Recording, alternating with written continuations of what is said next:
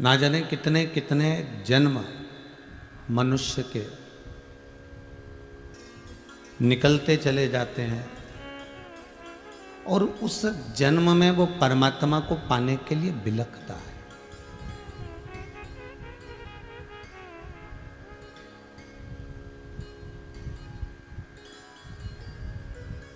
परमात्मा को पाने के लिए वो बिलखता है। उसके बाद भी वो परमात्मा की शरणागति को प्राप्त नहीं कर पाता।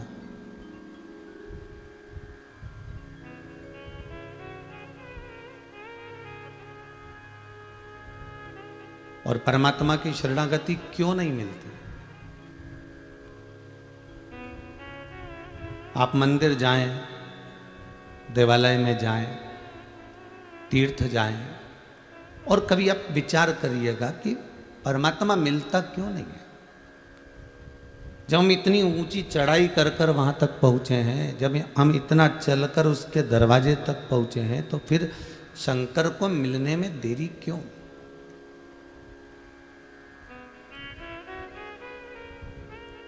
वो किस लिए नहीं मिलता?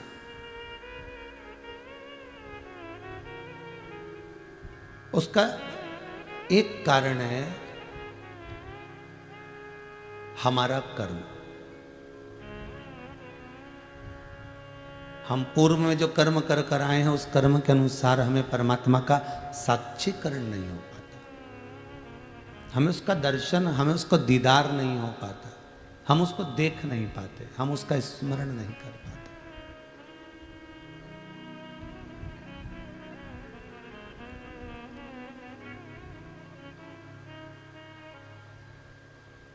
पहले जो कहा इससे पहले वाली कथा में कि मंदिर जाने से, तीर्थ जाने से, कथा में जाने से या कथा को श्रवण करने से व्यक्ति का पूर्व में किया हुआ जो कर्म है वो थोड़ा थोड़ा भजन करने से, स्मरण करने से, नाम जाप करने से वो कट जाता है। जो पूर्व का बेकार कर्म है वो केवल भजन से कटेगा।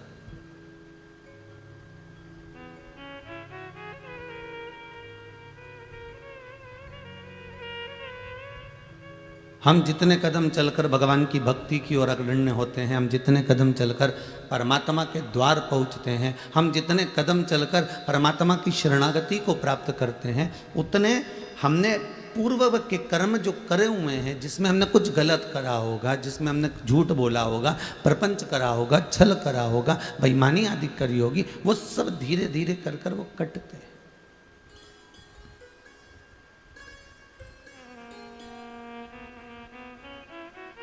मत बुरे कर्म कर बंदे वरना पछताएगा, भगवान की आंखों से तू बच नहीं पाएगा, तू बच नहीं पाएगा।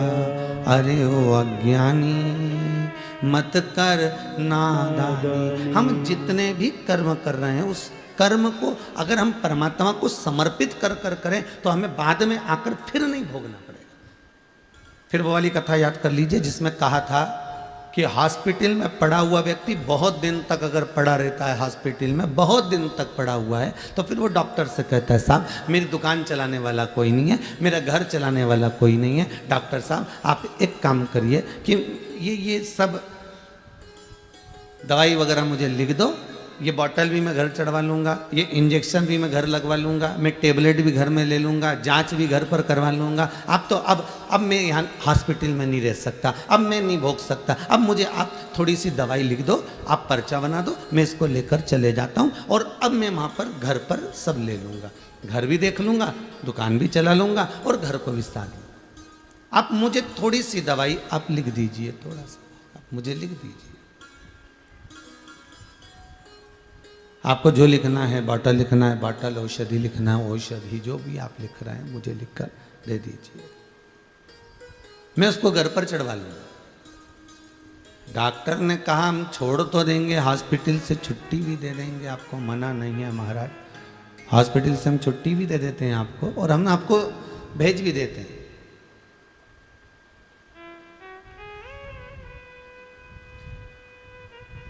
मना नहीं है। पर इतनी बीमारी के बाद में आप एकदम जाकर दुकान मत बैठ जाना, नहीं बैठूंगा, आप तो दो। इतनी बीमारी के बाद एकदम बाजार मत घूमना हो। हाँ, आप तो बस दवाई लिख दो, बोतल लिख दो, इंजेक्शन लिख दो, मैं ले लूँगा। और वो लेकर आ गया, दवाई भी ले रहा है, बोतल भी चढ़वा रहा है, इंजेक्शन भी ले रहा है। ये पूर्व में कथा में हम कह चुके, आज स्मरण आया है इसलिए वापिस उसको लिया। अब घर पर आकर अपने दवाई गोली ली, इंजेक्शन लगवाया, बोतल चढ़वाई, अब घर पर ट्रीटमेंट ले रहे हो तो ठीक हो रहा है। उसी तरह हम जो कर्म कर कर जाते हैं और ऊपर जाकर नरक के किसी बेड पर जाकर पड़ जाते हैं, नरकों का भोग हम भोग रहे होते हैं। इतना नरक भोग लिया होता है, इतना नरक भोग लिया होता है कि अब ये जीवात्मा तड़पती है। और जब जीव आत्मा गरुड़ पुराण में लिखा इतनी तड़पती है तो ये परमात्मा से कहती है कि अब मुझे क्षमा कर दो, मुझे अब वापिस जन्म दे दो, मुझे मृत्यु लोक में भेज दो, बाकी की गोली दवाई मैं नीचे खा लूंगा, बाकी का दुख मैं नीचे जाकर झेल लूंगा, बाकी का कष्ट मैं भूमि पर जाकर झेल लूंगा। आप मुझे बस अब यहां से छोड़ दो, अब मुझे इस नरक के जंजाल से बाहर निकाल दीजिए।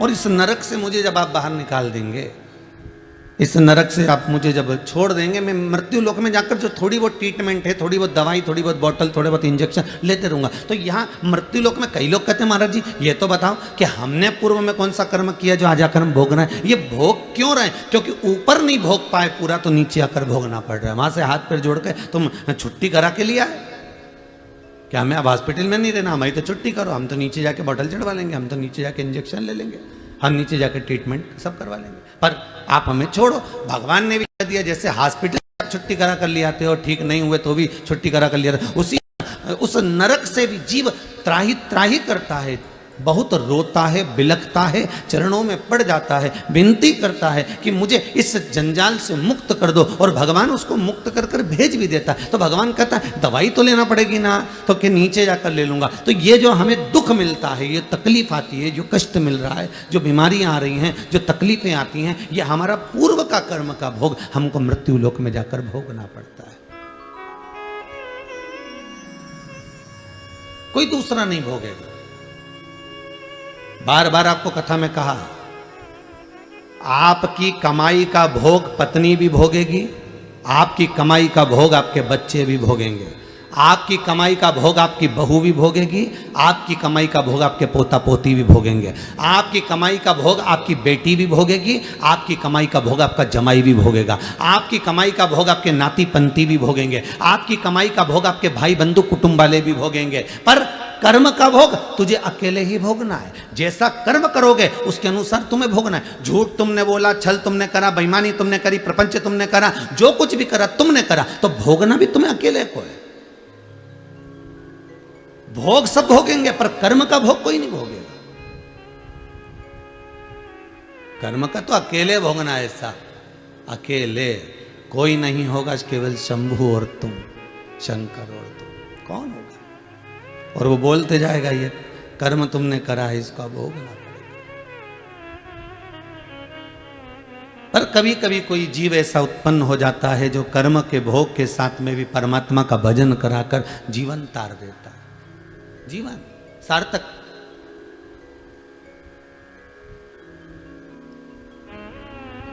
ये जो आनंद की अनुभूति है, ये यही सुख देती है, ये दूसरा कोई सुख नहीं है। आज हम अगर भोग रहे हैं, थोड़ा सा कर्म अगर हमको मिला है, कोई राशि ठाट मिला है ना, तो भी समझ लेना भगवान की बड़ी कृपा हुई हो। कुछ खाने को अच्छी गुलाब जामुन, रसगुल्ला, इमारती जलेबी मिल रही है तो भगवान को धन्यवाद देते रहना हो कि ये भगवान बड़ी कृपा करी है तुमने। मनुष्य से तो जोरदार पक्षी होता है साहब, जितनी बार दाना चुगता है उतनी बार भगवान को नमन करता है, मुंडी झुकाएगा। दाना जब चुगेगा, चुगता जब है जब मुंडी उस सरकार के आगे झुका देता है। किसके आगे? उस परमात्मा के आगे। मनुष्य से अच्छा तो पक्षी है जो जब जब दाना चुगता है चुगने से पहले अपनी मुंडी को झुकाता है कि परमात्मा तुझे धन्यवाद है जो मुझे खाने के लिए एक दाना तो दिया है तुमने, एक दाना मुझे दिया। वो पक्षी बार बार जितनी बार दाना उठाता है उतनी बार मुंडी झुकाता है, अपनी गर्दन को, अपने मुख को, अपने शीश को वो झुका देता है। उस दाने को उठाने के लिए नहीं झुकाता, वो परमात्मा को धन्यवाद देने के लिए झुकाता है कि तेरी कृपा से मुझे ये दाना खाने को मिल रहा है। अब ये तो पक्षी हुआ कि जब जब खाता है तब तब वो अपनी चोंच को, अपनी मुंडी को, अपने गले को, अपने शीश को बार बार झुका रहा है, परमात्मा को बार बार धन्यवाद दे रहा है। वो परमात्मा के आगे मस्तक को बार बार झुका रहा है, बार बार प्रणाम कर रहा है कि तेरे बल पर मुझे एक दाना खाने को मिला, तेरे बल पर मुझे ये दाना खाने को मिल रहा। जितनी बार पक्षी शीश झुकाता है उतनी बार मेरे बाबा विश्वनाथ को, मेरे शंभू को, मेरे ओघड़ी को, मेरे त्रिकालदर्शी, मेरे कैलाशी, मेरे अविनाशी, मेरे कुबेर भंडारी को बार बार धन्यवाद देता है। और एक इंसान दिन भर खाता है पर धन्यवाद देने का टाइम 2 समय बना रखा है। हम 2 अगरबत्ती सुबह लगा देते हैं, शाम को दिया लगा देते हैं, उतनी देर में भगवान का कोटा पूरा कर देते हैं। मतलब भगवान को भी काम के रूप में यूज कर रहा है।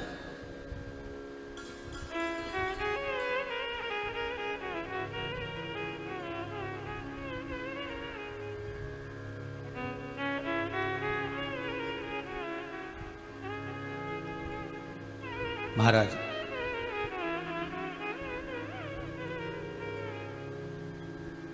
केवल मंदिर जाने पर परमात्मा कभी नहीं मिला रे बाबू। पोथी पढ़ पढ़ जग मुआ, पंडित भयो ना कोई, 2.5 अक्षर प्रेम का पढ़े सो पंडित हो। वो 2.5 अक्षर है कौन सा?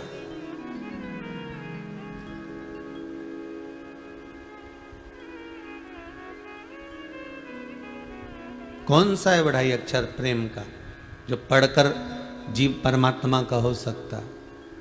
और वो 2.5 अक्षर कोई दूसरा नहीं, वो 2.5 अक्षर केवल आपके हृदय का मन चित्त वृत्ति को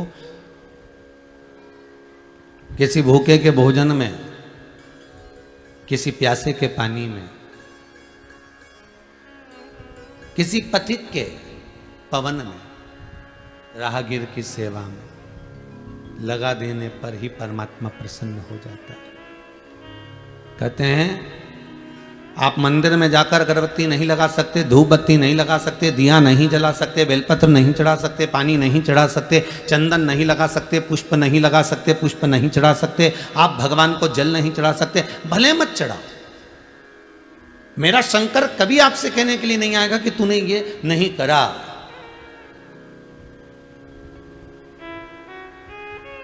कभी नहीं कहेगा। 94 तरह के नरकों में गरुड़ पुराण के अंतर्गत जितने नरक कहे गए हैं उसमें कोई नरक ऐसा नहीं लिखा कि तुम मंदिर नहीं गए इसलिए तुम्हें नरक भोगना पड़ेगा।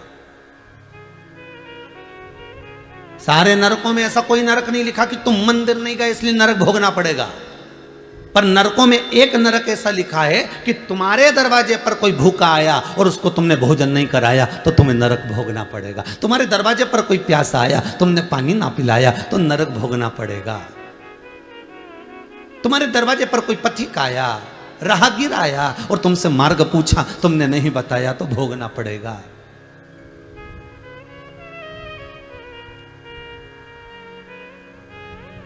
तुम्हारे दरवाजे पर गौ माता आई, एक रोटी ना दे पाए, दरवाजे पर रात भर कुत्ता भौंकता रहा, तुम्हारी चौकीदारी करता रहा क्योंकि उसको एक रोटी इस दरवाजे से मिलती थी और वो नहीं दे पाए तो नरक भोगना पड़ेगा।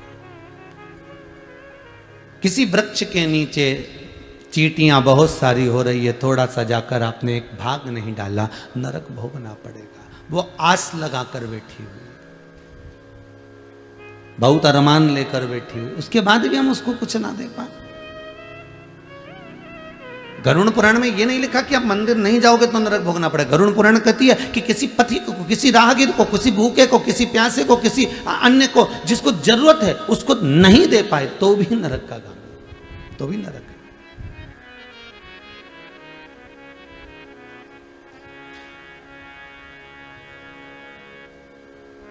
और वो कहते हैं ना, स्वयं खा लेना सुकृति है, छुड़ाकर खा लेना विकृति है, पर बांट कर खाना ये मेरी भारत देश की संस्कृति है, यही भारत भूमि की संस्कृति है। बड़ा भाई ताने पर ताना दे दे, गाली पर गाली दे दे, अपशब्द पर अपशब्द कह दे। छोटा भाई ताने पर ताना दे दे, अपशब्द पर अपशब्द कह दे, गाली पर गाली दे दे। देवरानी कितनी भी गाली दे, जेठानी कितनी भी गाली दे, ननंद कितनी भी गाली दे, सास कितनी भी गाली दे, अपशब्दों पर अपशब्द कह रही हो, वाणी पर वाणी कह रही हो, गाली पर गाली दे रही हो, पर फिर भी आपकी चेष्टा, आपकी एकाग्रता, आपकी चित्त वृत्ति, आपका मन, सास गाली दे रही है बहू को, वो दे। बहू अगर कुछ कह रही है उसकी मर्जी, वो कहे, मना नहीं, पर निवेदन इतना है, उसके कर्म, उसके कर्मों का भोग उसको भोगना ही है, भोगना ही पड़ेगा। कितना सुंदर लिखा है महाराज। एक संत से, एक गुरु से पूछा गया कि एक कुत्ते ने पूछा एक गुरु के पास जाकर, गुरुदेव मेरी वाणी को आप समझने का प्रयास करिएगा। गुरु बहुत जल्दी समझ जाता, गुरु गुरु होता है, सतगुरु सतगुरु होता है। सदगुरु के सामने कहा भी नहीं जाता, वो अपनी दृष्टि से देखकर समझ जाता है। गुरुदेव मेरी वाणी को थोड़ा समझिएगा। गुरुजी बोले, बोल क्या बात है। मैं राह में बैठा हुआ था, एक व्यक्ति दौड़ कर आया, मुझ में लात मारकर चला गया। मेरी गलती क्या थी वो बताइए।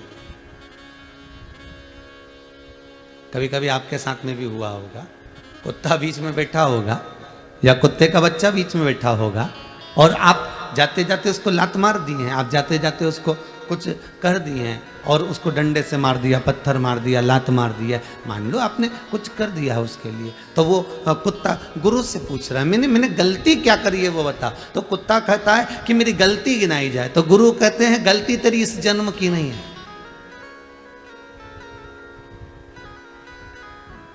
हमको लगता है कि हम मनुष्य की देह धारण करें इसलिए हमको दुख ज्यादा भोगना पड़ रहा है।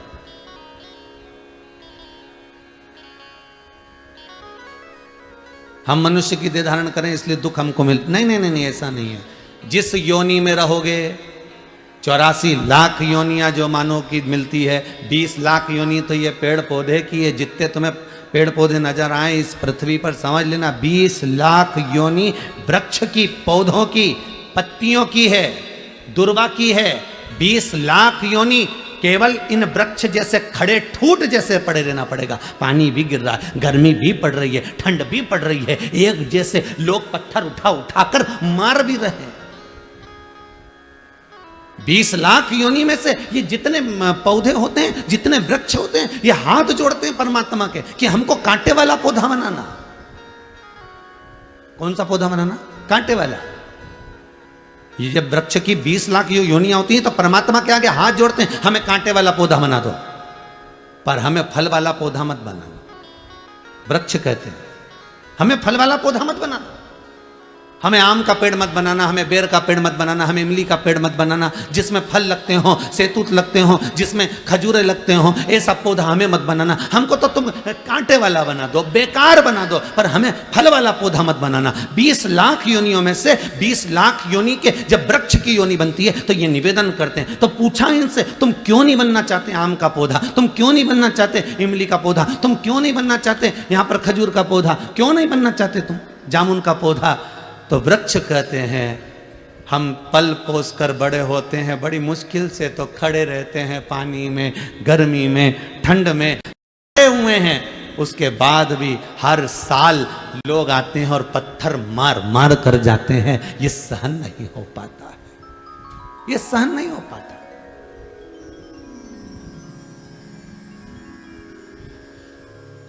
आप में से जितने लोग कथा सुन रहे हैं आस्था चैनल पर, पूरे विश्व में जितने लोग मोबाइल पर कथा सुन रहे हैं, फेसबुक और यूट्यूब पर, इनसे निवेदन करूंगा, यदि आपने अपने घर में, परिवार में, कुटुंब में, कबीले में, रिश्तों में, नातों में कहीं ना कहीं गरुड़ पुराण की कथा सुनी होगी तो उसमें पंडित जी ने बताया होगा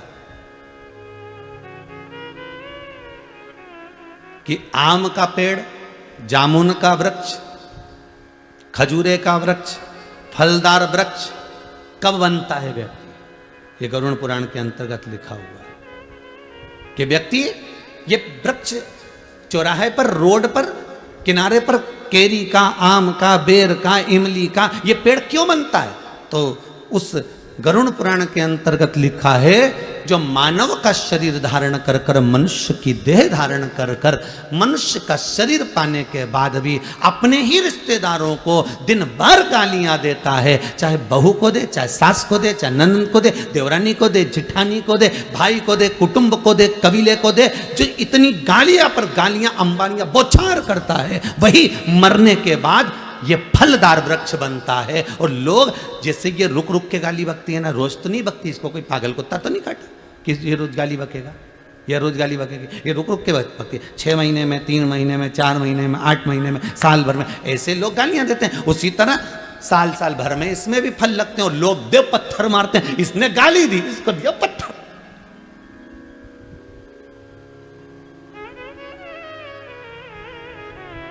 ना सास समझ पाती है कि मैं बहू को गाली ना दूं, ना बहू समझ पाती है कि मैं सास को ताने ना दूं।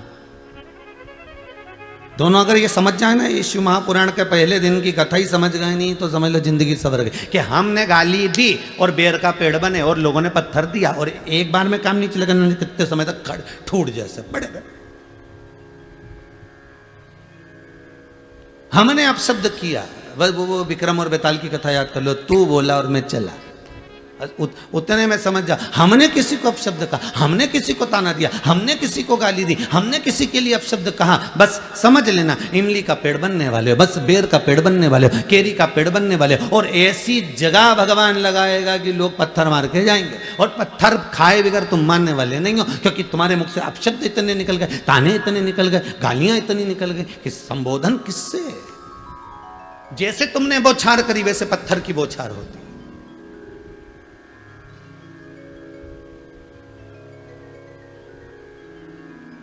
इसीलिए शास्त्र कहता है भजन में जो सुख है वो सुख किसी दूसरी चीज में नहीं, दूसरी चीज में।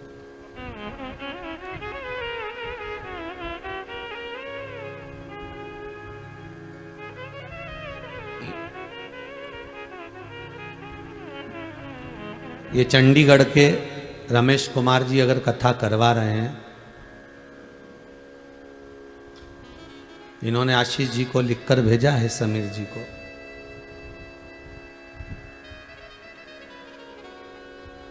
एक बेटा इनका मोहित गर्ग डॉक्टर है और कनाडा में है। दूसरा बेटा सीए है रोहित, जो चंडीगढ़ में। पूरा परिवार खूब ठाकुर जी की कृपा से पढ़ा लिखा, अव्वल आगे बढ़ने वाला। तो हमने आशीष जी से पूछा कि ये बताओ कि फिर ये कथा किसके लिए करा रहे हैं? तो क्या अपने माता पिता क्यों करा रहे हैं? कथा इतने दिन को मिल कैसे गई?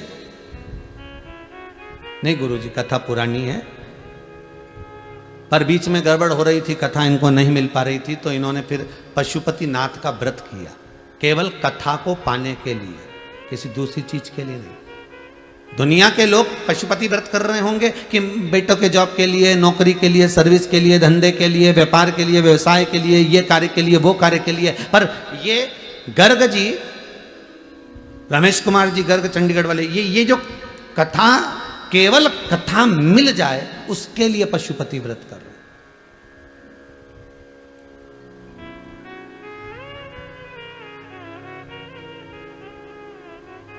और देखिए कैलाश मानसरोवर की इन्होंने यात्रा करी तो भी वहां विनती करके आए, एक बार बस बाबा कृपा करना, एक बार कृपा ऐसी हो जाए कि बस शिव महापुराण की कथा का रस तत्व मिल जाए।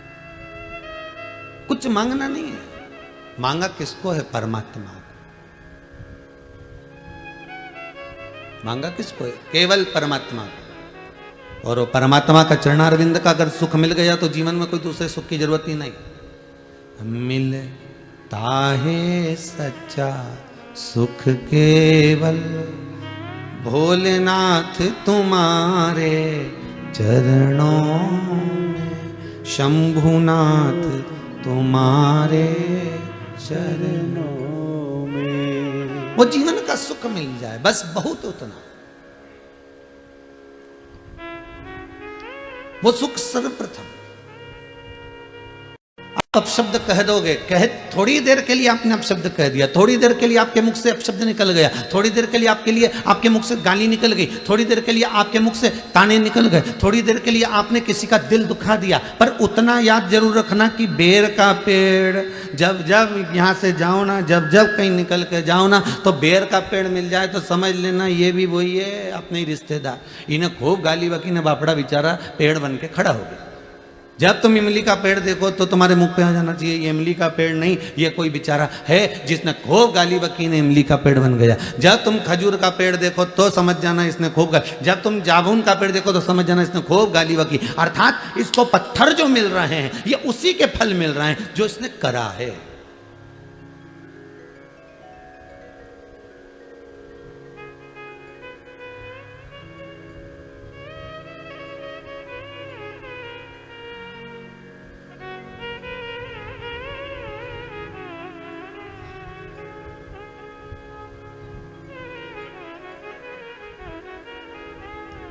आज सुबह हम स्कंद पुराण पढ़ रहे थे थोड़ी सी, तो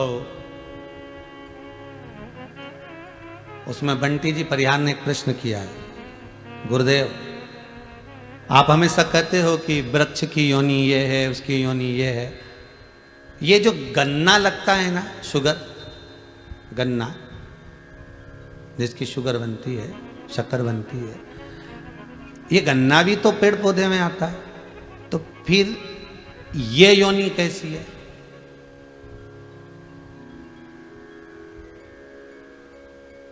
अब देखिए भैया, जितने लोग टीवी के सामने बैठो बड़ा ध्यान दीजिएगा कि गन्ने की भी तो योनि हुई ना, फिर ये योनि कैसी? आपने दुर्वा की कही, आपने तुलसी की कही, आपने बड़ की कही, आपने पीपल की कही, सब कुछ। तो ये जो गन्ना है जिसको लोग जूस निकाल कर पीते हैं, गन्ने का रस पीते हैं, इसकी योनि क्या? इसका भी वर्णन मिलेगा भविष्य पुराण में, स्मरण करिएगा थोड़ा सा, जहां नरकों का कथन लिखा है उसमें आपको मिल जाएगा। ये जो गन्ना है ये कोई साधारण नहीं है। ये कौन सी योनि है? तो कहा जो व्यक्ति किसी साधारण व्यक्ति को, साधारण व्यक्ति को, कई लोग होते हैं भैया हमको जरा 1000 रुपए की जरूरत है, दोगे क्या? अब दोस्त है, बहुत प्रेमी, बहुत स्नेही, जरा 50,000 दोगे क्या? हमको जरूरत है। जरा 15,000 दोगे क्या? हमको जरूरत है। बस मैं लौटा दूंगा।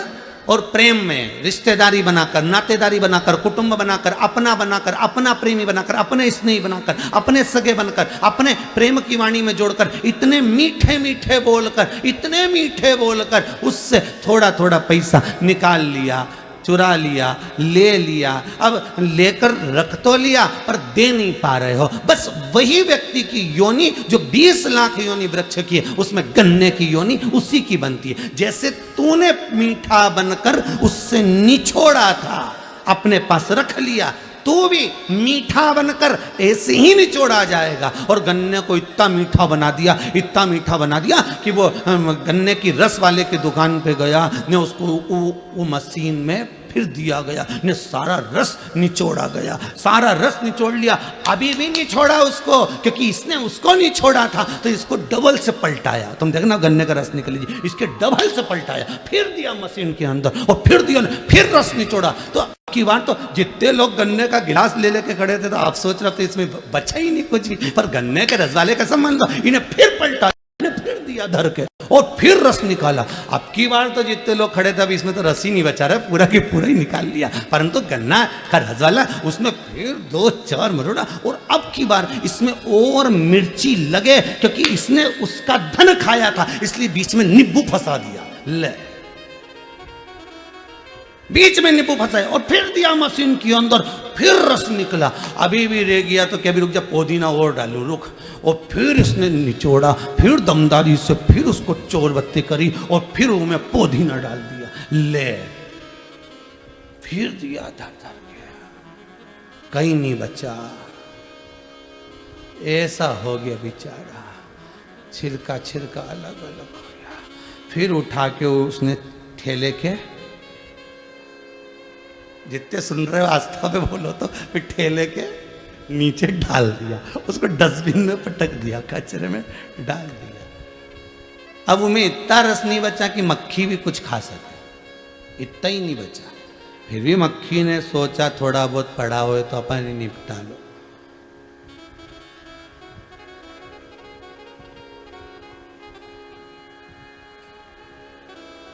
अब कहा रेते पान चुराए पर गन्ने का रस पीने गए तहसील चौराहे। गन्ने का रस पीने गए भोपाल नाका, गन्ने का रस पीने गए हाउसिंग बोर्ड कॉलोनी। तो सोचा अपन रहते तो वहाँ थे, फिर गन्ने का रस वहाँ क्यों पिया? मतलब वो जिसने खाया था उसी एरिया का था, उसी क्षेत्र का था, तो हिसाब बराबर करना है ना। तो उसने तुम्हारा खाया, तुम उसको निपटा जा, पिला दिया। भगवान के ले जा। और जिसका खाया था तो उसने चींटी बनकर निचोड़ा, अभी भी नीचे एक फालतू नहीं पड़ा है वो। जिसका खाया उसने चींटी बनकर निचोड़ा, नहीं छोड़ी 8 दिन तक 7 दिन तक, मक्खी बनकर निचोड़ा, चींटा बनकर निचोड़ा, उसने सब तरह से निचोड़ लिया।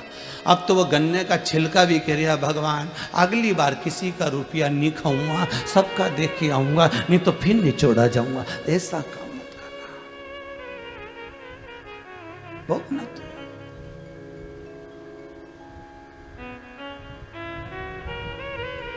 मान लो किसी का ले भी लिया है तो हाथ जोड़कर कहना साहब, उस शंकर से कहना, शंभो से कहना, मेरे ओघड़ी, मेरे विश्वनाथ, मेरे शंभो से कहना, मरना मारना है, मेरे को मरना है, प्राण छूटना है, संसार में जो आया है वो मरेगा, पर निवेदन इतना सा है जब तक मैं किसी का चुका ना दूं तब तक उठाना मती नाथ, मेरे को गन्ना नहीं बनना है।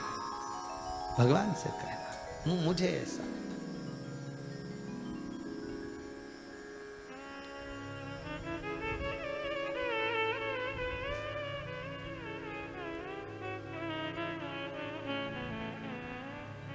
हमारे कर्म का भोग हमको भोगना है महाराज, कोई दूसरा नहीं भोगेगा, कोई दूसरा नहीं। पत्नी नहीं भोगेगी, बच्चे नहीं भोगेंगे, कोई नहीं भोगेगा, भोगना आपको है। ऐसा कर्म करते चलना जिंदगी में जिसमें सुख का अनुभव हो आपको। ये दिल, ये हृदय, ये चित्त, ये वृत्ति बड़ी आनंदित हो आपकी, आपको बड़ा सुकून मिले, आपको बड़ा आनंद मिले, ऐसी जिंदगी जीना, ऐसा जीवन जीना। संत जो होते हैं ना, साधु जो होते हैं ना, गुरुजन जो होते हैं, जो सत्य के गुरु हैं, जो सत्य के साधु हैं, जो सत्य के तपस्वी के भाव का आनंद ले रहे हैं,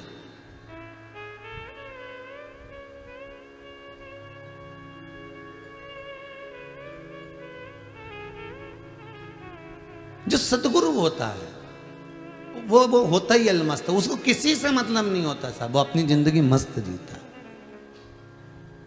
इसलिए गुरुजन कहते हैं भगवान के चरणारविंद के रसास्वादन के बिना कोई सुख नहीं है, भगवान की कथा के बिना कोई आनंद नहीं है, भगवान के चरणारविंद के बिना कोई रसास्वादन नहीं है। दुनिया का सर्वाधिक सुख की अनुभूति अगर कहीं होती है तो वो परमात्मा के चरण के, इसके सिवाय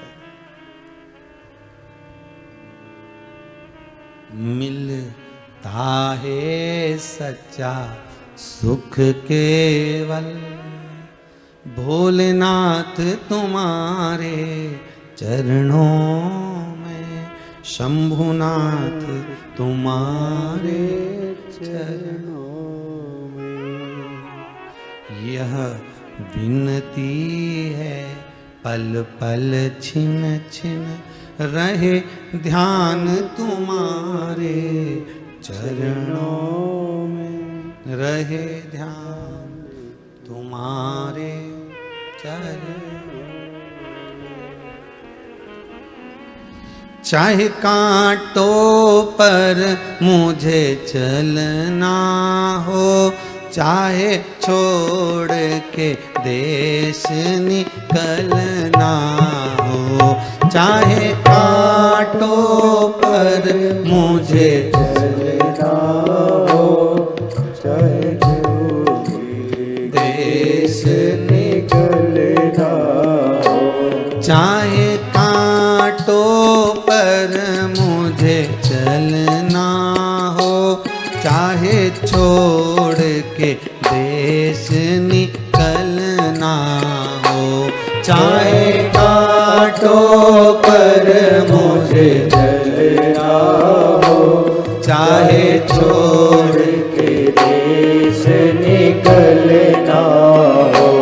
पर मन नहीं डगमग मेरा हो, पर मन नहीं डगमग मेरा हो। रहे ध्यान तुम्हारे चरणों में, रहे ध्यान तुम्हारे चरणों में। है पल पल छिन छिन यही गिनती है, पल पल छिन छिन रहे ध्यान तुम्हारे चरणों में, रहे ध्यान तुम्हारे चरणों में।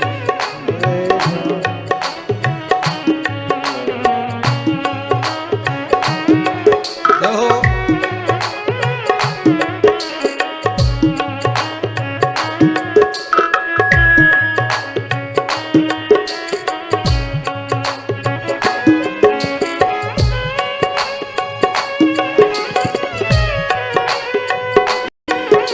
हर बोले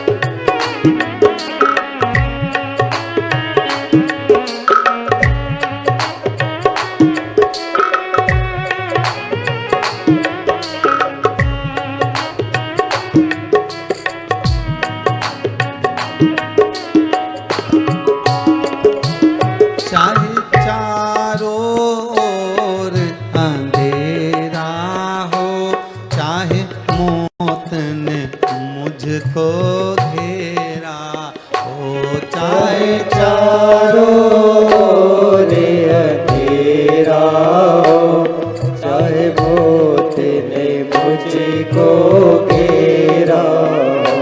चाहे चारों ओर अंधेरा हो, चाहे मौत ने मुझको घेरा हो। चाहे चारों ओर अंधेरा हो, चाहे मौत ने मुझको घेरा हो। पर मन नहीं डगमग मेरा हो, पर मन नहीं डगमग मेरा हो। रहे ध्यान तुम्हारे चरणों में, रहे ध्यान तुम्हारे चरणों में। मिलता है सच्चा सुख केवल भगवान तुम्हारे चरणों में, भोलेनाथ तुम्हारे चरणों में। भोलेनाथ तुम्हारे चरणों में, शंभुनाथ तुम्हारे चरणों में। भोलेनाथ तुम्हारे चरणों में, शंभुनाथ तुम्हारे चरणों में।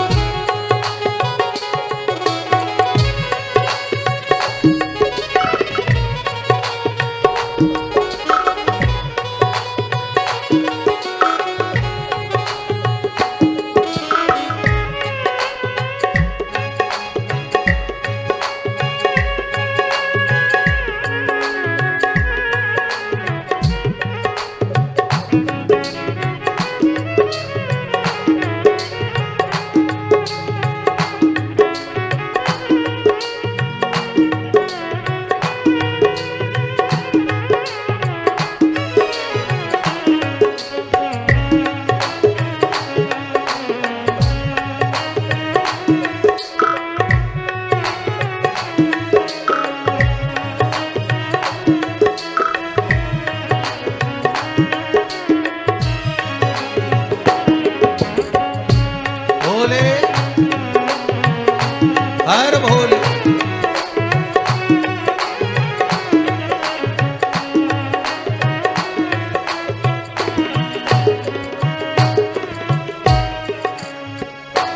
चाहे अग्नि में मुझे जलना हो, चाहे छोड़ के देश निकलना हो। चाहे अग्नि में मुझे जलना हो, चाहे छोड़ के देश निकलना हो।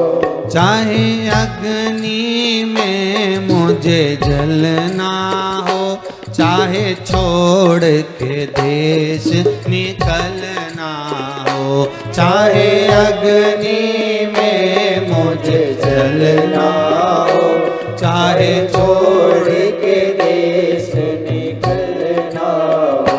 पर मन नहीं डगमग मेरा हो, पर मन नहीं डगमग मेरा हो। रहे ध्यान तुम्हारे चरणों में, रहे ध्यान तुम्हारे चरणों में। मिलता है सच्चा सुख निर्मल भगवान तुम्हारे चरणों में। भोले तुम्हारे चरणों में। शंभुनाथ तुम्हारे चरणों में। शंभुनाथ तुम्हारे चरणों में। विश्वनाथ तुम्हारे चरणों में। विश्वनाथ तुम्हारे चरणों में। सोमनाथ तुम्हारे चरणों में। सोमनाथ तुम्हारे चरणों में। हर हर महादेव। भगवान के पावन चरणारविंद का सुख मिले। कर्म का भोग भोगना तो है, कैसे भी भोगना पड़ेगा, पर भोगना है।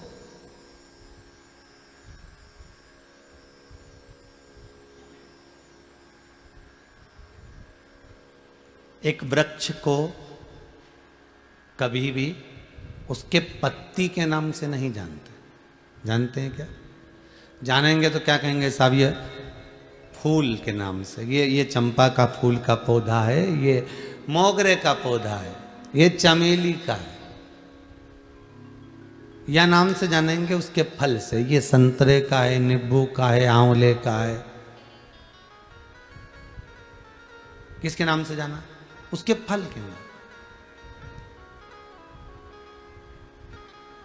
या तो जाना फल के नाम से, या जाना उसके फूल के नाम से। फल हो, फूल हो, उसके नाम से उसको पहचान जाते। किसी पौधे को पत्ती के नाम से नहीं पहचानते कि ये इसकी पत्ती है, इससे। फल और फूल के नाम से। उसी तरह संसार में आप कैसा भी कर्म कर, जैसा भी आप बोल रहे हो, चाल रहे हो, व्यवहार रख रहे हो, उससे कोई फर्क नहीं पड़ता। संसार में यदि आपको लोग जानेंगे तो आपके कर्म से जानेंगे। पहले कथा में कहा था, व्यक्ति बनना सरल है, पर व्यक्तित्ववान बनना कठिन है।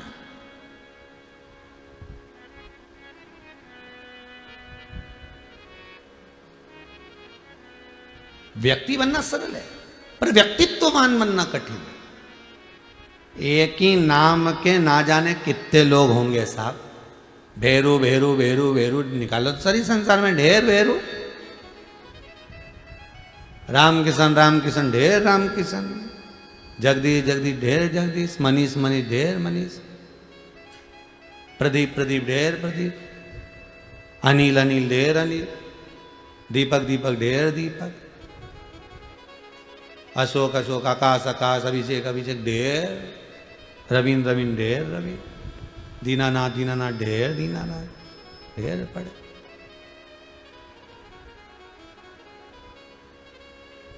अब मालूम पड़े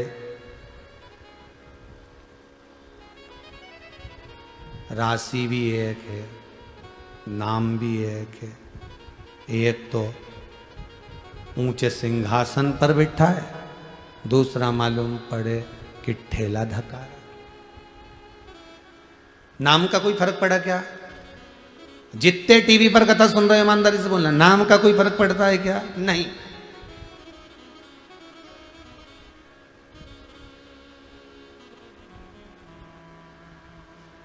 फिर वो वाली कथा आ गई। एक पत्नी के पति का नाम था ठनठन पाल।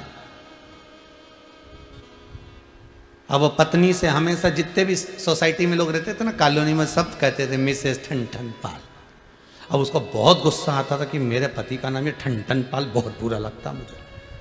जब देखो, जब जो भी बोले ना मिसेस ठनठन पाल आई है, मिसेस ठनठन पाल आई है, तो उनका नाम ठनठन पाल, तो वो बड़ा बुरा लगता उनको, ये तो बड़ा बुरा। तो उसने अपने पति से कह दिया, सुनो जी, मेरे को तुम्हारा नाम बहुत बुरा लगता है, इसलिए कुछ भी हो जाए मैं 15 दिन के अंदर तुम्हारा नाम बदल दूंगा। चाहे कुछ भी हो, 15 दिन में मैं तुम्हारा नाम चेंज कर दूंगी। आओ कर दो। पति को क्या करना, जो होगा अब जो चल रहा है वो तो चलता रहेगा, तू घर में कुछ भी बोल, ठीक है। अब उसने नाम चेंज करने का सोचा।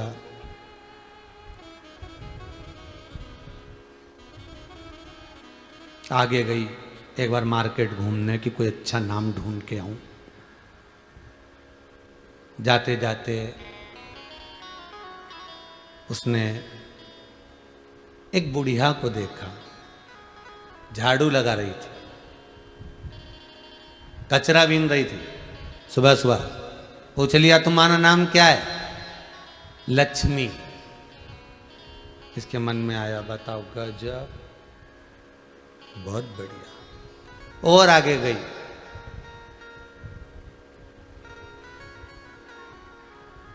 और आगे गई।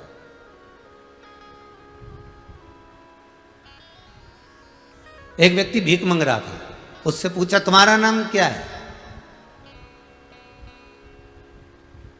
कुबेर सिंह। अच्छा, मन में आया गजब। और आगे गई, किसी से पूछा, क्यों, किसकी अर्थी जा रही है? कौन मर गया? अमर सिंह मर गया।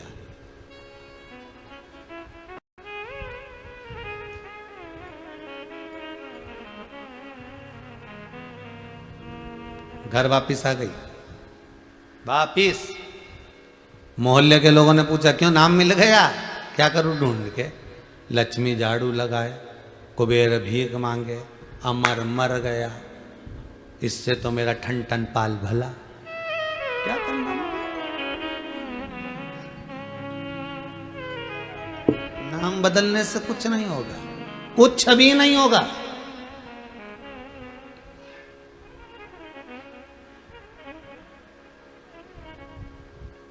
चाहे गूगल पर सर्च कर लो, चाहे नामावली में सर्च कर लो, मेरे बच्चा होने वाला, लड़का होने वाला, उसका नाम क्या रखूंगे? ये नाम रखूंगा। लड़की का नाम ये क्या होगा इससे? इसका मतलब ये है कि लक्ष्मी, इसका मतलब ये है कि हनुमान, इसका मतलब ये है कि ये राम। तुम रखो, नाम रखने से कुछ नहीं होगा। एक नाम के ढेर पड़े हैं, थोड़ा सा कर्म अच्छा होना चाहिए। नाम कुछ नहीं कर पाता, कर्म सब कुछ कर जाता है। एक साधारण सा गरीब सा व्यक्ति भी, एक सिंपल सा साधारण सा व्यक्ति भी अपने कर्म के कारण आगे बढ़ जाता है, अपने कर्म के प्रभाव से।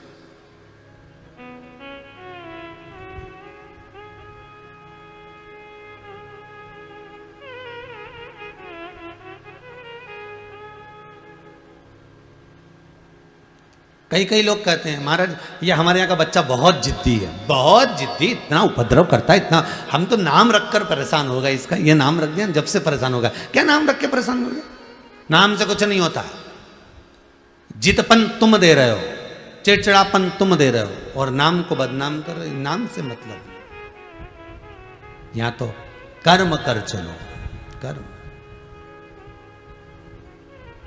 और बहुत अच्छे से जान लेना, बहुत अच्छे से समझ लेना, पत्ती से नहीं पहचाना जाता कि वृक्ष कौन सा है, पत्ती का नाम लेकर नहीं पुकारा जाता कि इस पत्ती का पेड़, हमें कहना पड़ता है इस फूल का वृक्ष है, चंपा का, चमेली का, मोगरे का, गेंदा का। हम उसके फूल से उसको पहचान कर करें, ये गेंदे का है, ये चमेली का है, ये बिजली का है। या हम फल से करें, ये केरी का है, ये बेर का है, ये आंवले का है, ये नींबू का है, ये संतरे का है, ये आंवले का है, ये उसके फल से पहचाना, पत्ती से नहीं। उसी तरह तुम्हारे जीवन में कितने उतार चढ़ाव आ जाए, तुम्हें उससे कोई नहीं पहचानेगा, पहचानेगा तुम्हारे कर्म से। तुमने कर्म कौन सा करा, उस कर्म से तुम्हें पहचाना जाएगा। अच्छा कर्म करोगे, जगत में तुम्हारा नाम उसी नाम से जाना जाएगा। बेकार कर्म कर दिया, उसी नाम से तुम्हें पहचानेगा, अरे बेकार, बहुत बेकार, ये वही है, कर्म से पहचाना जाएगा। कुछ अच्छा करिए। मानव की देह पाने के बाद में अगर हम बेकार कर्म, तो मानव की देह पाने के बाद में एक कर्म जरूर करना, किसी सदगुरु की शरण जाकर उसकी स्मरण में, थोड़ी सी भक्ति में, थोड़े से स्मरण में डूबने का प्रयास कर।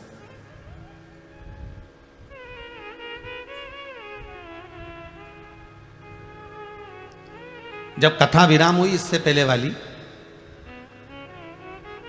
ऑस्ट्रेलिया वालों की, उसमें हमने कहा था कि इसके बाद वाली जो कथा है गुरु पूर्णिमा के नजदीक में है, इसलिए इस कथा में गुरु चरित्रों का वर्णन करेंगे। तो एक व्यक्ति ने लिखकर भेजा व्हाट्सएप पर कि महाराज जी, गुरु का होना क्यों जरूरी है, कारण क्या? तो सीधी सीधी बात है, बादाम का छिलका ऐसे निकल ही नहीं सकता, निकाल के बता दो। बादाम के अंदर की गिरी को चोट नहीं लगना चाहिए और छिलका निकल जाना चाहिए। घिसना भी नहीं है, परेशान भी नहीं करना, छीलना भी नहीं है और छिलका निकल जाना चाहिए। तो क्या करोगे? उस बादाम को थोड़ी देर पानी में डुबक दो। क्या करना है? उस बादाम को पानी में पटक दो। बादाम जितनी देर पानी में, थोड़ी देर भी अगर पड़ गई, बादाम थोड़ी देर भी पानी में पड़ी रही, धीरे धीरे उसको हाथ में लोगे और मलोगे और छिलका निकल जाएगा। अब ना अंदर गिरी का कुछ बिगड़ा, ना किसी चीज का बिगड़ा, ना उसमें चोट लगी, ना कुछ खरोच आई, बस छिलका निकल गया। उसी तरह जैसे बादाम को पानी में पटोक कर रखा है, पानी में डाल कर रखा है, तो छिलका तुरंत निकल जाता है। उसी तरह मनुष्य देह में आए हो, मानव का यदि शरीर मिला है तो गुरु के चरण के जल में थोड़ी देर डूब कर रहोगे तो अहंकार का, लोभ का, काम का, विषय का, वासना का छिलका निकल जाएगा और गिरी गिरी रह जाएगी। और वो गिरी काम की है, वो छिलका नहीं।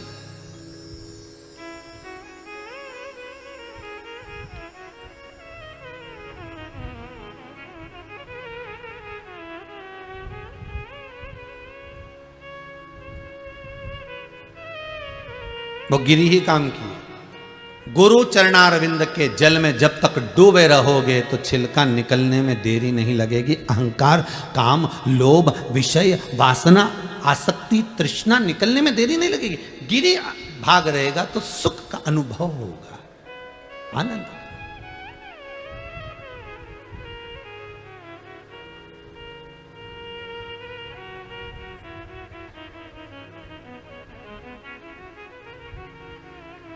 शिव महापुराण की कथा कर रही है।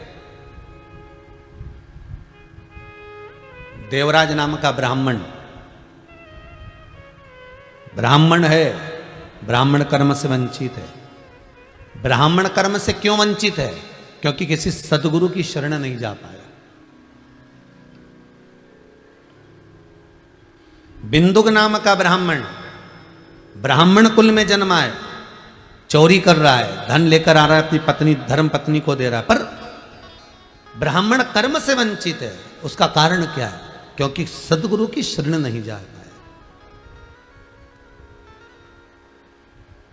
इस कथा को सुनने के बाद आप अपनी जिंदगी में एक बात याद रखना, गुरु ढूंढना, बहुत अच्छे से ढूंढना, बहुत अच्छे से, पर जल्दीबाजी में नहीं। तुम्हारा मन, तुम्हारी बुद्धि, तुम्हारा चित्त, तुम्हारी वृत्ति जब तक नहीं कह दे कि इसको गुरु बनाना है तब तक मत बनाना, उसके बाद ही बनाना। जब दिल कह दे तुम्हारा कि ये मुझे तार सकता है, ये मुझे हरि से मिला सकता है,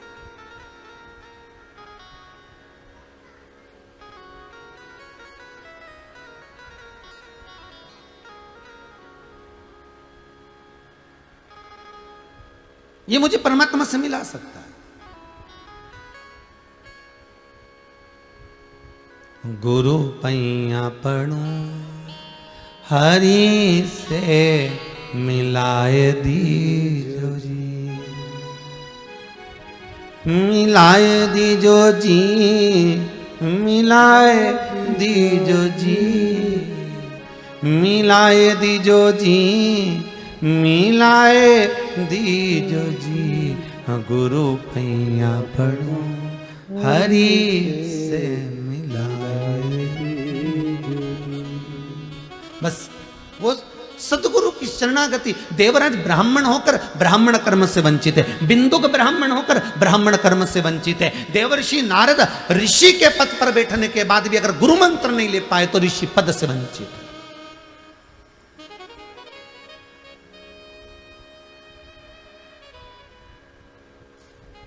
वो सुख कहां, वो आनंद की अनुभूति कहां?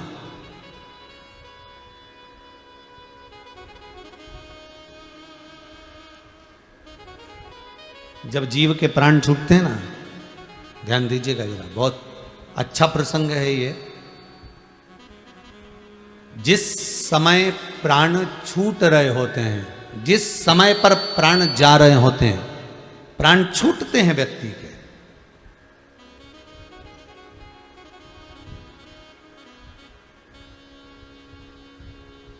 देवलोक, प्रेतलोक। कौन सा लोक है? प्रेतलोक, जिसमें व्यक्ति भूत की योनि पाता है। भूत की योनि से भी आप उसको भी समझ लें थोड़ा सा। जैसे कई लोग जाते हैं और जाते जाते उनको कोई ऐसी हवा लग जाती है, भोजन नहीं भा रहा है, गिरा पड़ा हुआ है, रो रहा है, हंस रहा है, कोई ऐसा काम कर रहा है, सुध नहीं बन पा रही है, वो जो उसको थोड़ा सा कहते हैं इसको हवा लग गई, इसको थोड़ा भूत लग गया, इसको कोई प्रेत लग गया।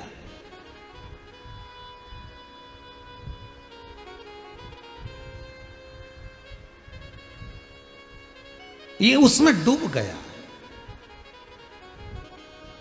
गलत हवा, गरुड़ पुराण, गरुड़ पुराण में लिखा, प्रेत लोक, देवलोक, गलत हवा, प्रेत, पितर, आदिक आदिक जितनी भी हवाएं होती हैं, आपको पहले भी वर्णन करा एक कथा के अंतर्गत, जो 49 पवन होती, ये जितनी पवन होती है, इसमें कुछ पवन तो अच्छी होती है और कुछ पवन बेकार।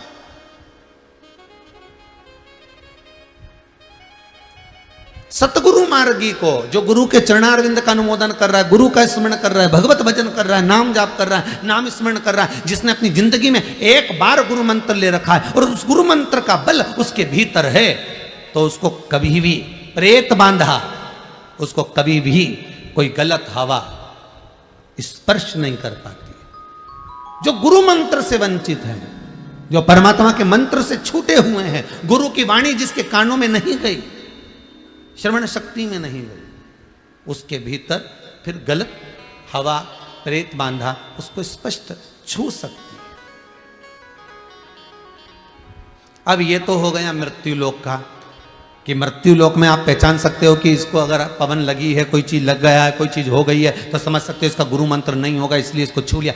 ऊपर का क्या क्रम है? इससे ऊपर जब जीव प्राण छोड़कर जाएगा और प्राण छोड़कर जाने के बाद जब ऊपर पहुंचेगा, यम की केत चढ़ेगा, चढ़ने के बाद जब पहुंचेगा, उस समय का कथन क्या कहता है? तो उस समय का कथन कहता है कि अगर एक चेले ने, एक शिष्य ने गुरु मंत्र ले लिया है और उस मंत्र का स्मरण नहीं भी कर रहा है, तो गुरु अगर एक सांकल्य भी डालता है, गुरु अगर एक मंत्र का स्मरण भी करता है, तो चेले के खाते में जाता है, शिष्य के खाते में जाता है। और शिष्य अगर एक सांकल्य डालता है, शिष्य अगर एक मंत्र का स्मरण करता है, तो उसका एक भाग गुरु के खाते में जाता है। दोनों एक दूसरे को तार रहे हैं।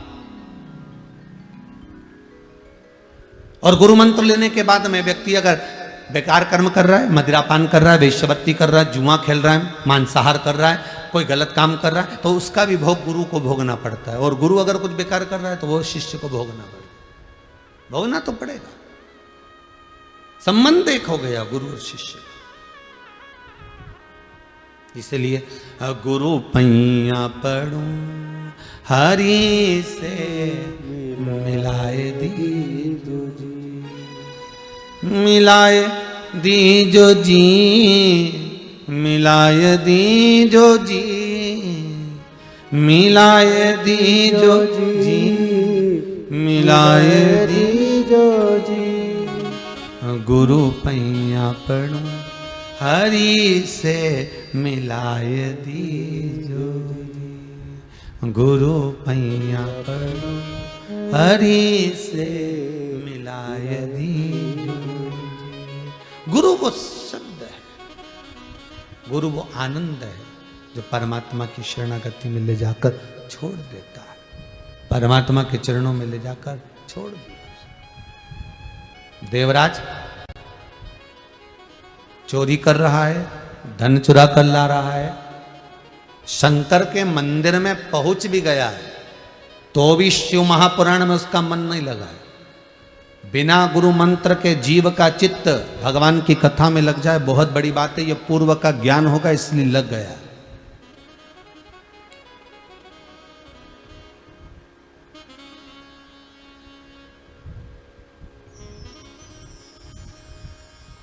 आज के जमाने में असली गुरु लोगों को मिल नहीं रहे और गुरु को असली चेला मिल नहीं रहे। देखिए जरा, असली गुरु नहीं मिल रहा और गुरु को असली चेला नहीं मिल रहा।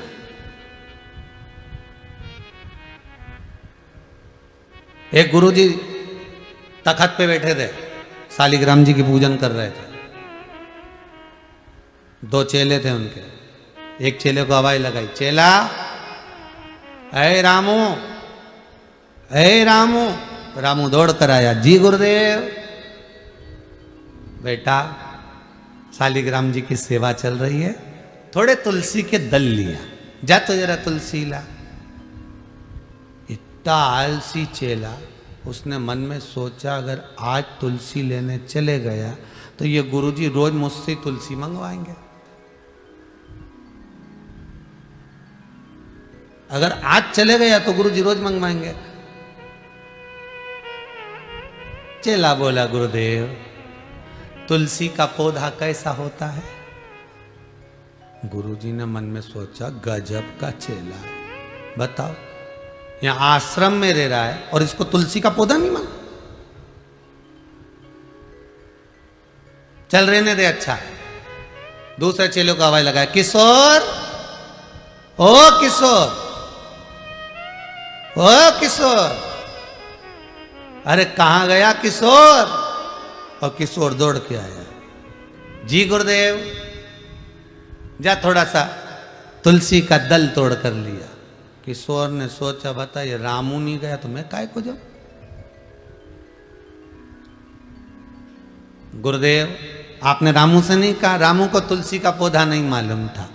किशोर कहने लगा, तूने तुलसी का पौधा नहीं देखा? इतनी बड़ी बड़ी पत्ती होती है तुलसी की और इतना बड़ा पेड़ होता है।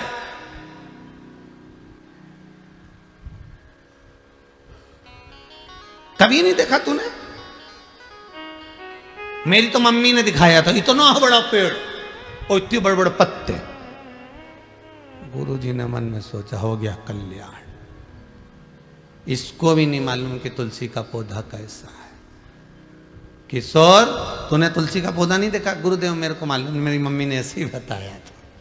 इसने सोचा अपन जाएंगे और अपने माथे आ गए, फिर अपन कोई बुलाएंगे बार बार तुलसी लाने के लिए, अपन भी नहीं जाएगा। जा, अब दोनों ही चेला बड़ा आलसी, पर गुरु तो गुरु थे।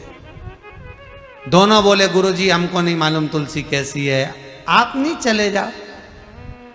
गुरुजी बोले, अब शालिग्राम जी की सेवा छोड़कर मैं कैसे जाऊं? तखत पे बैठे थे गुरुजी 80 किलो के, उसी पे थे शालिग्राम। उन्होंने दोनों चेलों से कहा, एक आगे से उठा, एक पीछे से उठा। उठकर नहीं जाऊंगा, सेवा कर रहा हूं, उठाओ। और दोनों ने उठाया, दम लगा के ऐसा, दम लगा के ऐसा। गुरुजी को तोक के तखत समेत ले गए। तुलसी जी के क्यारे, ये बस बस बस, रोको रोको रोको रोको रोको, अब तोड़ के लाओ। तुलसी दल लाए, गुरुजी को दिया। गुरुजी ने शालिग्राम जी के चढ़ाया। गुरु जी बोले ले चलो वापिस ले चलो। इनने फिर उठाया और उठा के ले जाके फिर तखत को रखा। गुरु जी बोले बेटा तुलसी का पौधा भूलोगे तो नहीं? चेला उन बोला तब जिंदगी भर नहीं भूल। 80 किलो का तुम, 40 किलो का तखत उठाए हमारी नानी याद आ गई और कह रहे भूलोगे तो नहीं? अब ये तुलसी का पौधा हमारा बाप नहीं भूला, कभी जिंदगी में नहीं भूला। या तुलसी का भूलोगे तो बस ऐसी होती है तुलसी। रामू बोला गुरुजी मेरे को मालूम होता हम पहले तोड़ रहा था, हालत खराब करने से तो अच्छा मेरे को पहले ही मालूम होता मैं पहले तोड़ रहा था। किशोर बोला मैंने तो सुबह जो नाश्ता करा था सब पच गया, मुझे क्या मालूम था कि तुलसी का पौधा इतना छोटा सा होता। गुरुजी अब तो देख लिया, अब देख लिया है। गुरु पैया पढ़ू हरि से मिलाय दी जोरी। गुरु गुरु होता, चेलो दंडी होते, पर चेलों के लिए सदगुरु ही मार्ग है, सदगुरु मार्ग।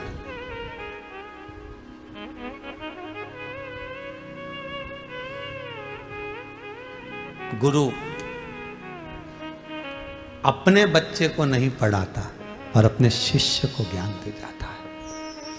एक एक स्कूल में जाकर देखना, एक एक स्कूल में पहुंचकर देखना, एक लेडीज टीचर को, एक महिला टीचर को देखना, वो अपने छोटे से बच्चे को घर में छोड़कर जाती है।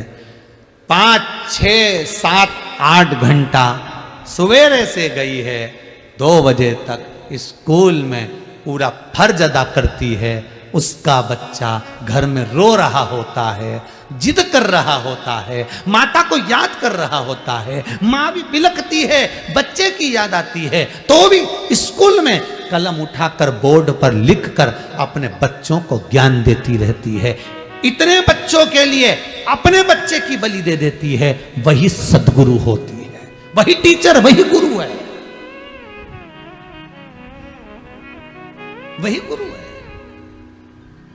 गुरु अपने बच्चे को जितना नहीं प्रेम करता, गुरु अपने बच्चे को जितना नहीं चाहता, गुरु अपने बच्चे को जितना नहीं पढ़ाता, उससे 1000 गुना दूसरे के बच्चे को पढ़ाता है। तू पढ़, तू अच्छा है, पढ़ने में होशियार है, आगे निकल जाएगा, तू ये कर सकता है, तेरे में वो बल है, तेरे में वो एनर्जी है, तू अपना कैरियर बना सकता है, तू ये कर सकता है, तू वो कर सकता है। एक गुरु है जो मार्ग बताकर बच्चे को अग्रण्य बनाने का प्रयास करता है कि तुझ में वो बल है, तुझ में वो प्रबलता है कि तू सब कुछ कर सकता है। वो गुरु तुम्हारे को निखारेगा। प्रीत करो सो ऐसी कर जो जैसे लोटा डो। अरे गलो फसावे आपनो जी, गला फसावे आपना जी, के पानी पीवे और काना प्रीत निभाजो जी, मन भूल बिसर मत जाना। गुरु की प्रीत एक लोटे और डोर जैसी होती है। गुरु परिवार में बंदा जरूर है, पर परिवार को छोड़कर अपने शिष्य का प्यास बुझा देता है। अपने शिष्य, गुरु की झोपड़ी टूटी है और शिष्य की झोपड़ी महल है, बना देता है। जा रे सुख से आनंद में अपनी जिंदगी जी, जा।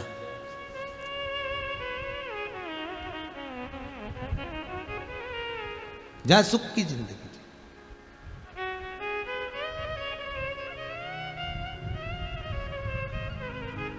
एक हमारे बंटी जी परिहार हैं, उनके कोई परिचित कोई बालक होगा, वो बड़ा दुखी था, 20, 21, 22 साल का। उसके हाथ पैर में, शरीर में छाले हो जाते थे, फूटते थे, घाव हो जाता था, छाले पूरे खाल को निकाल देते थे।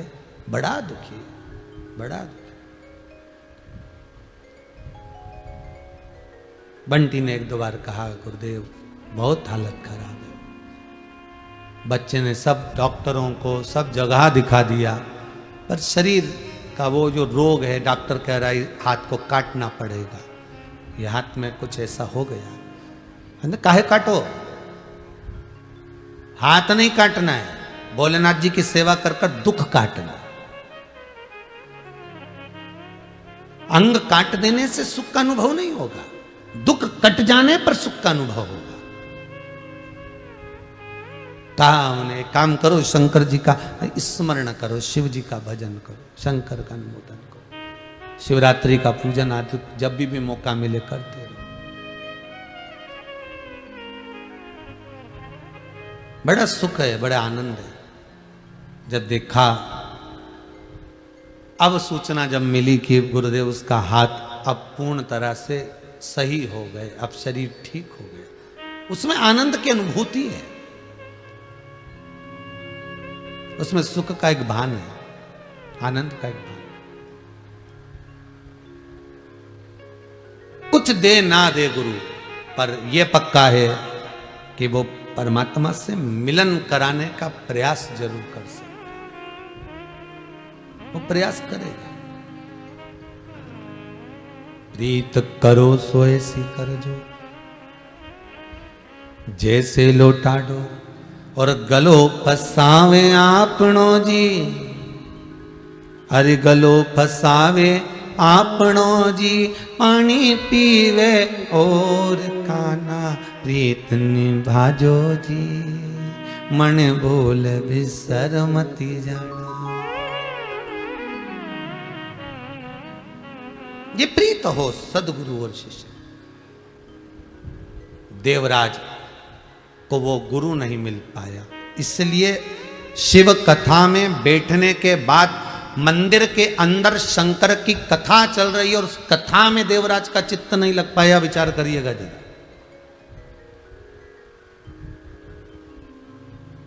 जैसे ही शंकर जी का हर हर महादेव बोलते थे, देवराज कानों को बंद कर लेता था, कानों को बंद। संसार में ऐसे लोग भी मिलेंगे आपको जिनकी चित्तवृत्ति कथा में नहीं लग पाएगी, और कई संसार के लोग ऐसे भी हैं जिनका मन, जिनका चित्त, जिनकी वृत्ति शिव में लगी हुई है। एक कथा सुनी, उसमें भी मन नहीं भराया, दूसरी फिर सुन रहा है, तीसरी फिर सुन रहा है, मन नहीं भरा रहा।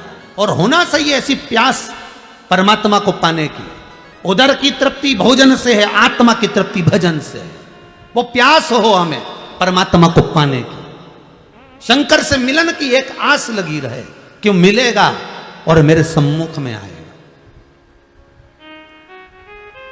वो आए। मेरे भोले तेरा सहारा है, मेरे भोले तेरा सहारा है, मेरी नैया का तो किनारा है, मेरी नैया का तो किनारा है। शंभू से मिलन की एक आस वो लगी रहे। देवराज ब्राह्मण होकर गलत कर्म में लगा रहा, बिंदु गलत कर्म में लगा रहा, उसकी चित्तवृत्ति कहीं जुड़ ना पाई क्योंकि गुरु नहीं मिल पाया। गुरु अगर एक बार मिल जाता तो जीवन सार्थक कर देता।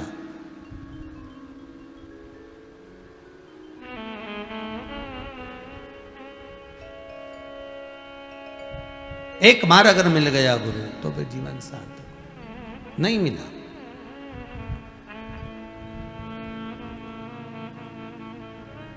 महाराज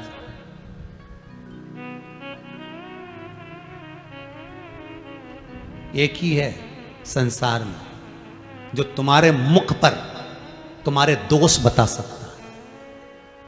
कौन? जम के बोलिए जरा। गुरु। एक मां भी अपने बच्चे का दोष नहीं बताएगी, छुपा लेगी। एक पिता भी अपने बच्चे का दोष नहीं बताएगा, छुपा लेगा। अरे गुरु अपने शिष्य के सामने मुंह पर बोल देता है, तू ऐसा है, तूने क्यों ऐसा क्यों करा, तूने बात, तू मोबाइल का ज्यादा प्रयोग क्यों करता है, रख दिया कर, इतनी रात तक नहीं चलाना, ऐसा नहीं करना। केवल एक गुरु होगा जो बार बार टोकेगा, सतगुरु होगा जो बताएगा। और कुछ देर अगर गुरु के पास बैठो तो वो पक्का है तुमको धोने का प्रयास करेगा, निखारने का प्रयास करेगा। अगर गुरु की शरण में पर बहुत कम लोग होते हैं जो गुरु के पास जाकर बैठते हैं, क्योंकि उनको मालूम है अगर गुरु जी के पास जाकर बैठेंगे और कोई बोल दिया तो गुरु जी कुछ कह दिए तो गुरु जी कुछ कहे तो वो गुरु निखारता है, खूब रगड़ता है, खूब मलता है।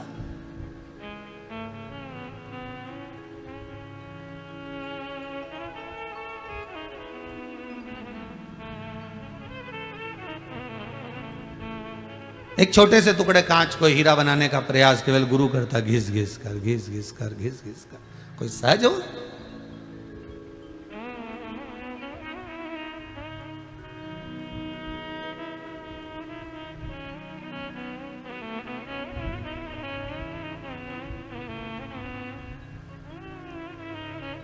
रुक्मणी जी को भगवान कृष्ण नहीं मिलते।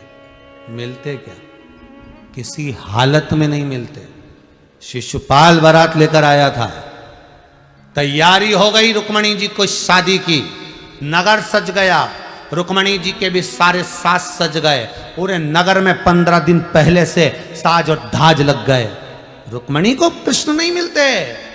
अगर सतगुरु ना मिलते रुक्मणी को, फिर रुक्मणी के एक बार रुक्मणी जी जब श्रृंगार करी और श्रृंगार कर कर एकांत में बैठी थी, तब रुक्मणी के गुरु आ गए और गुरु जी ने पूछ लिया, बेटा रुक्मणी, अये रुक्मन, ए रुक्मी, नरेश की पुत्री रुक्मणी, तू एकांत में बैठी रो रही है बेटा, क्या हो गया? गुरु बड़ा विचित्र होता है, दिल की बात को तुरंत जान जाता है। क्या हो गया तुझको? तू क्यों रो रही है?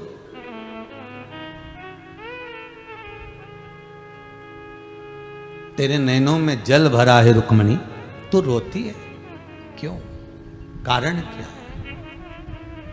रुक्मणी जी कहती हैं, गुरुदेव, अगर मैंने कहा और यह बात अगर मेरे पिता को, मेरे भाई को, रुक्मी को मालूम पड़ गया, रुक्म बाहु को मालूम पड़ गया, तो फिर तो मेरी गति बिगड़ जाएगी। मैं किसको कहूं ये बात? मैं कह नहीं सकती गुरुदेव, मैं किसी के सामने बोल नहीं सकती गुरुदेव। गुरुजी बोले, मेरे सामने तो, पर गुरुदेव अगर मैंने आपको भी कहा, आप तो राजगुरु हो, हमारे नगर के गुरु हो, हमारे राजघराने के गुरु हो, और आपको मालूम पड़ा और आपने कुछ कह दिया, तो गुरु कहते हैं कभी नहीं छुपाना। एक डॉक्टर,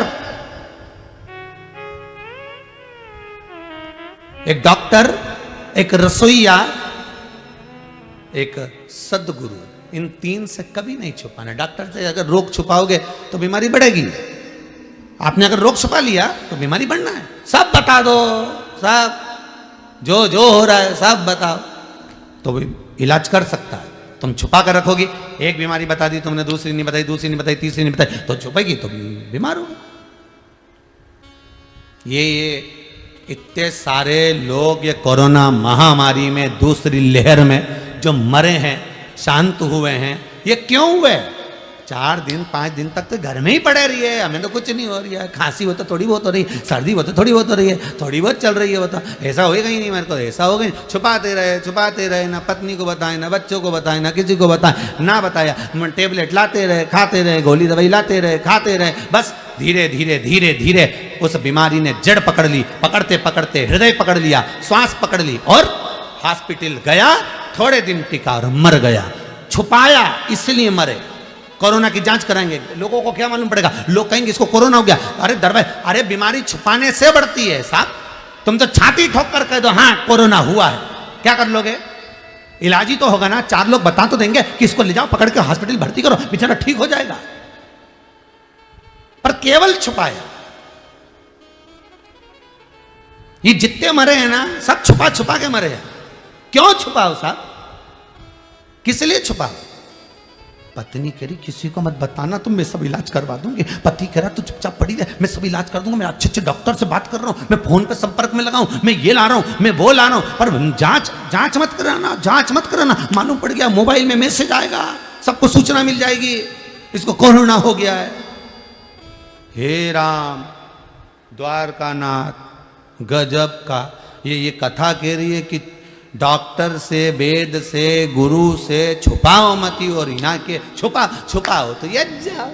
कौन सा बोले चलिए मत छुपाओ, हम तो अच्छे अच्छे का इलाज कर देते।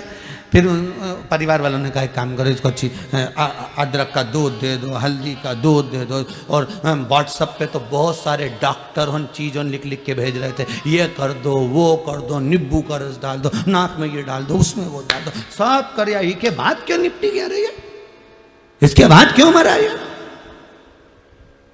छुपाया। पहले जैसे ही तकलीफ हुई थी जांच कराता, दवाई खाता, बाल बाका नहीं होता, पर छुपाया। गुरु से क्या छुपाना, सदगुरु से क्या छुपाना, डॉक्टर से क्या छुपाना? यही तो शिव पुराण कह रही है कि छुपाना क्या है।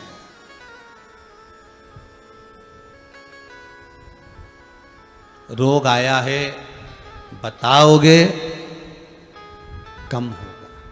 कितना सुंदर कहा है अग्नि पुराण में, अपने दोष भगवान के सामने, गुरु के सामने, माता पिता के सामने, दुनिया के सामने गिना दोगे तो कट जाएगा। पाप दोष परमात्मा को, गुरु को बता देने पर कट जाता है। पुण्य दुनिया को, परमात्मा को, किसी को बता देने से छिन्नित हो जाता है। पुण्य भी नहीं बताया जाता, पुण्य किसी को बताना नहीं है, और पाप बता देना। मैंने झूठ बोला है साहब, आज मैंने छल करा है साहब आपके साथ में, मैंने आपके 200 रुपए ज्यादा ले लिए, मैंने आपके 100 रुपए ज्यादा ले लिया, या आप वापिस ले लिए, मैंने छल करा है साहब आपके, बता दिया, पाप कट गया, दुख कट गया। आपको भी नहीं छलेगा, वो भी नहीं छलेगा। पर हम अपने दोष नहीं बताते, हम अपना भाग बताते। मैंने तुम्हारे लिए ऐसा करा, मैंने तुमको ऐसा करा, मैंने तुम्हारे लिए ये किया, मैंने तुमको ये कर दिया। हमने अपना भाग गिनाया, अच्छा गिनाया, पर दोष कहां गिनाया? केवल एक गुरु होता है जो तुम्हारे दोष गिना देता है। क्यों रे, तुमने ऐसा करा है, इधर आ, यहां बैठ, ऐसा कर, चलो सेवा करो, चलो झाड़ू लगाओ, चलो बुआरी काटो, चलो पोछा लगाओ। गुरु तुम्हारी अहंकार को गिराएगा, तुम्हारे अभिमान को नीचे पटकवा देगा, कैसे भी पटकेगा, पटक देगा। जहां अभिमान में फूले, गुरु जी ने कह दिया चलो उठाओ जरा, ये पादुका उठा के उधर से लाओ, जाओ झाड़ू उठा के उधर से लाओ। जहां अभिमान आया गुरु उसको पटक देगा तुरंत। चेले को लगेगा गुरु जी मुझे झाड़ू लगाने का बोल रहे हैं, गुरु जी मुझे बर्तन मांजने का बोल रहे हैं, गुरु जी मुझे पादुका लाने का बोल रहे हैं, गुरु जी मुझे कपड़े उठाने का बोल रहे हैं, गुरु जी मुझे कपड़े धोने का बोल रहे हैं। पर क्यों बोल रहे हैं? उसका कारण है कहीं अभिमान आ रहा है, गुरु उसको काट रहा है। वो निखारने से पहले उसको धो देगा।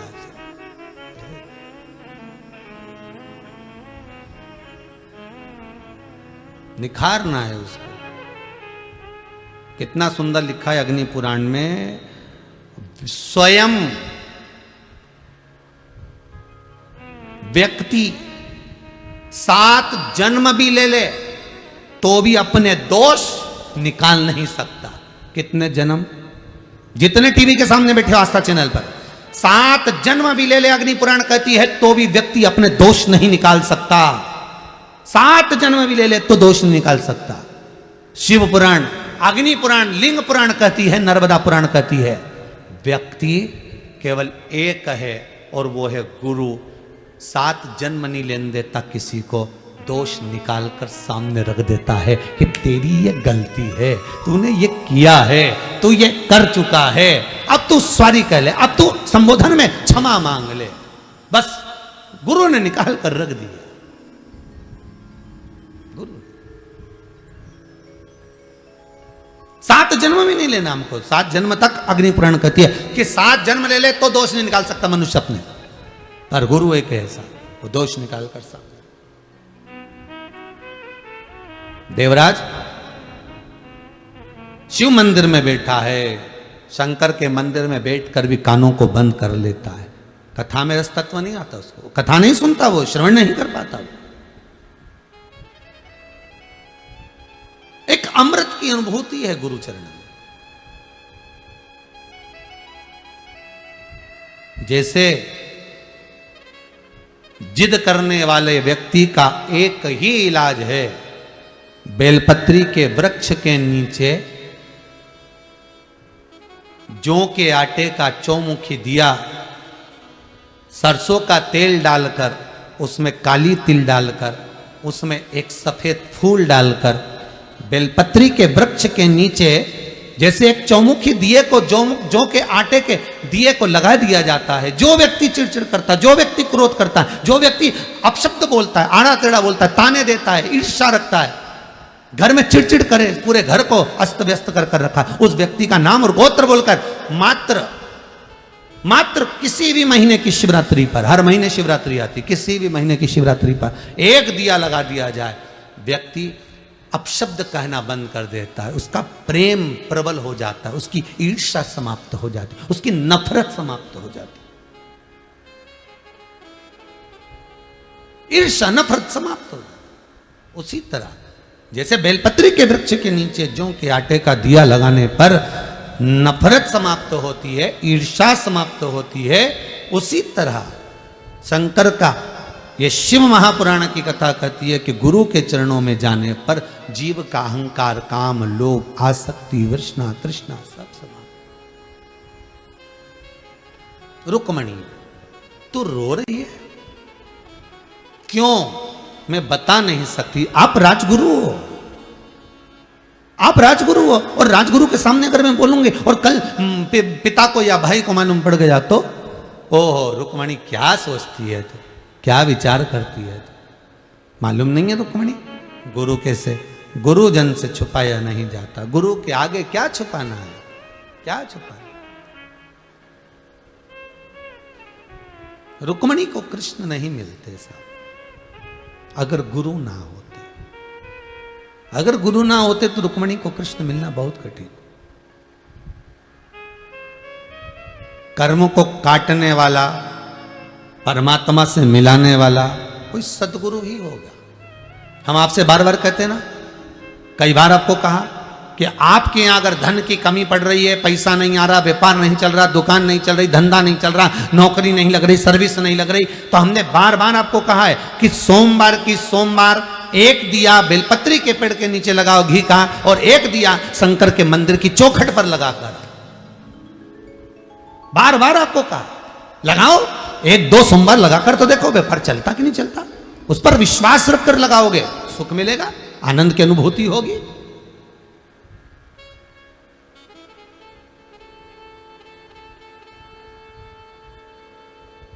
क्यों ना मिलेगा सुख?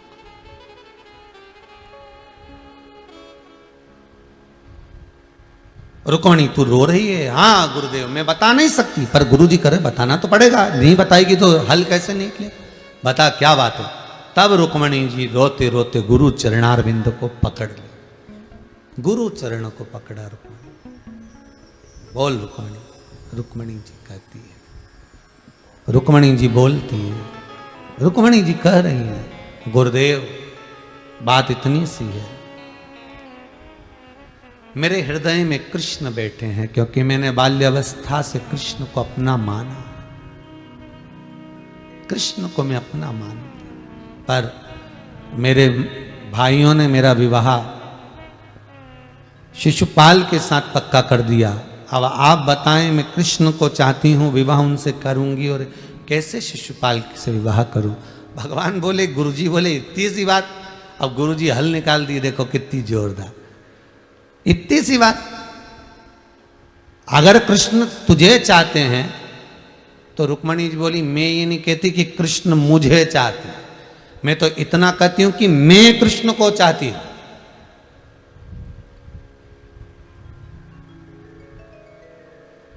मैं कृष्ण को चाहती हूं।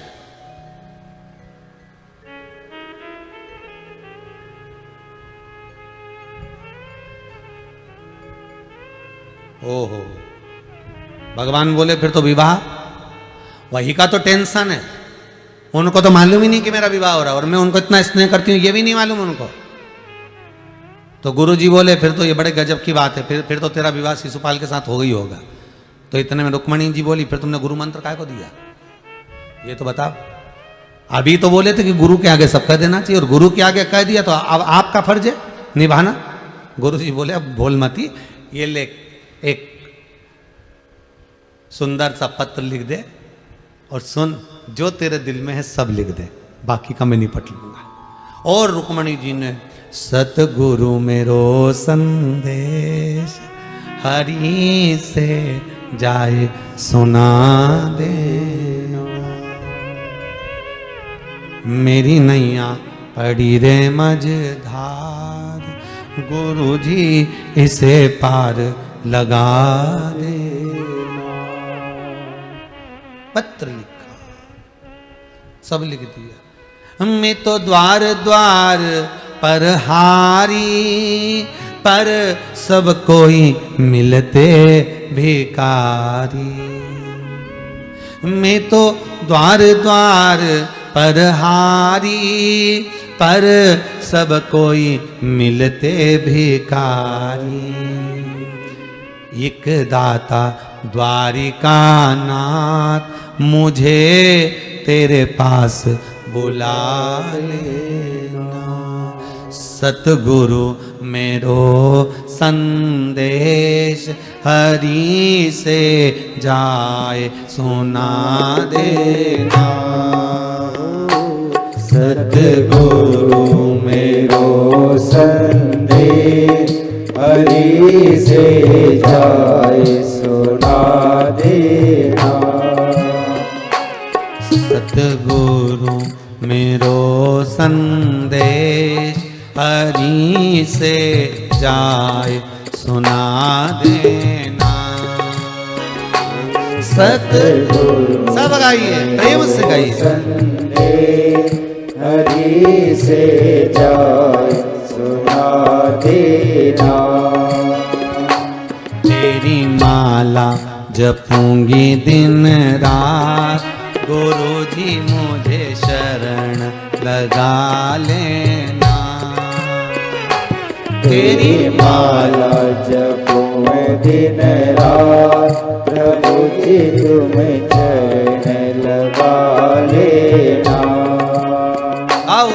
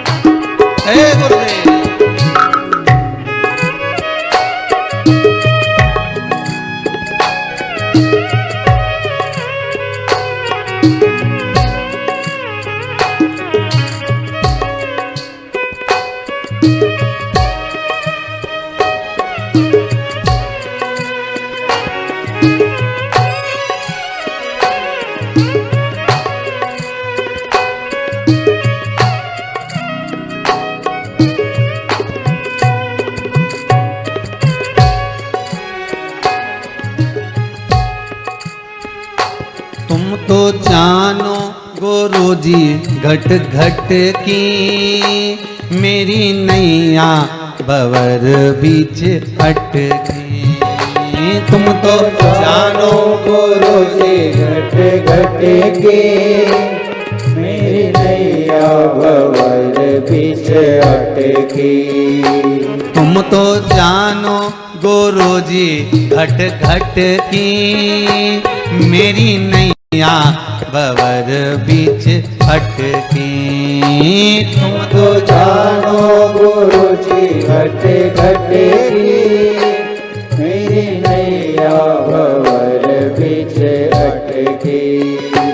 मेरो तू जो नहीं रे आधार, गुरु जी से पार लगा देना। मेरो तू जो नहीं रे आधार, गुरु जी से पार लगा देना। सतगुरु मेरो संदेश, हरि से जाए सुना देना। सतगुरु मेरो संदेश, हरि से जाए सुना देना। तेरी माला जपूंगी दिन रात, गुरु जी से पार लगा देना। तेरी माला जपूं में दिन रात, गुरु जी से पार लगा देना।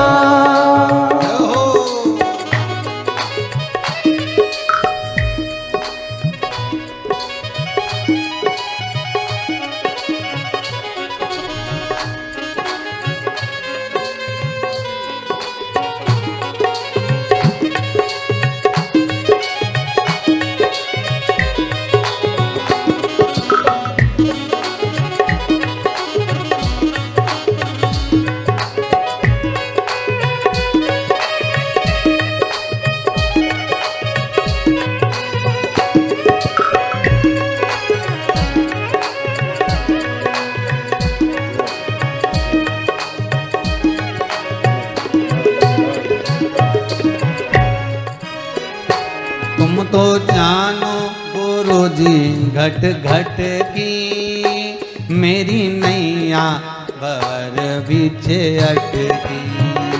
तुम तो जानो गुरु जी घट घट की, मेरी नैया भंवर बीच अटकी।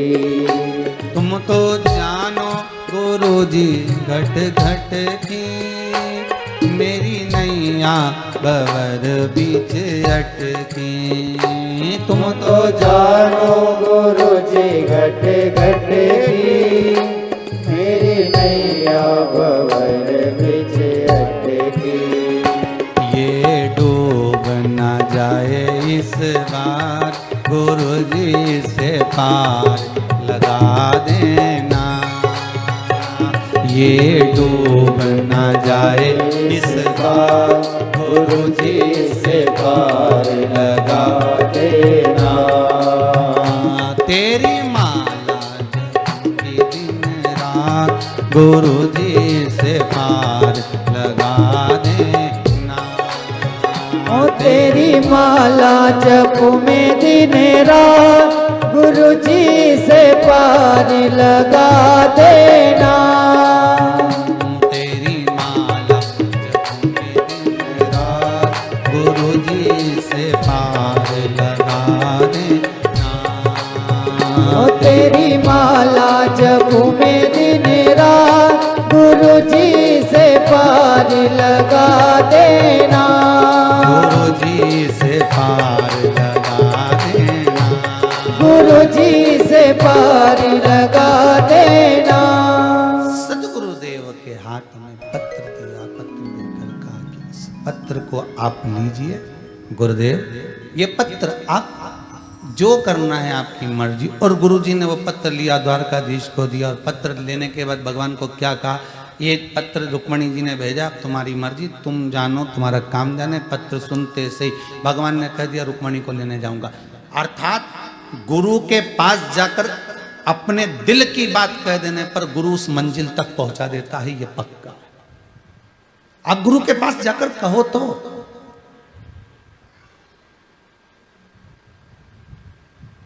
आप गुरु जी के पास में जाकर बोलोगे ही नहीं तो गुरु कौन सी मंजिल तक पहुंचाएगा तुमको? कौन सी मंजिल तक?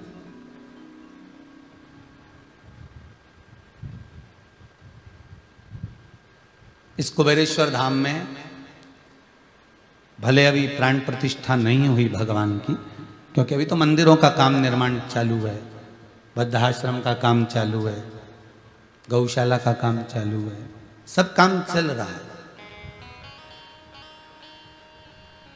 पर इस कुबेरेश्वर धाम का एक बड़ा प्रबल भाव है कि यहाँ जो मन से, भाव से, चित्त से, वृत्ति से कान को रिझाता है, भाव से, चित्त से जो जो कामना कर जीव आता है, उसकी कामना बाबा पूरा जरूर करता है। 3 महीने में वो बुलाता ही रहता है, आइए, चले आइए।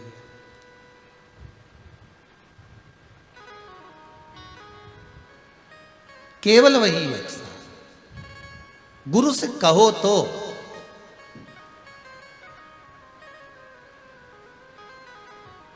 शिव रूपी गुरु के सामने अपने हृदय की बात कहोगे, क्यों ना सुनेगा, क्यों ना सुनेगा।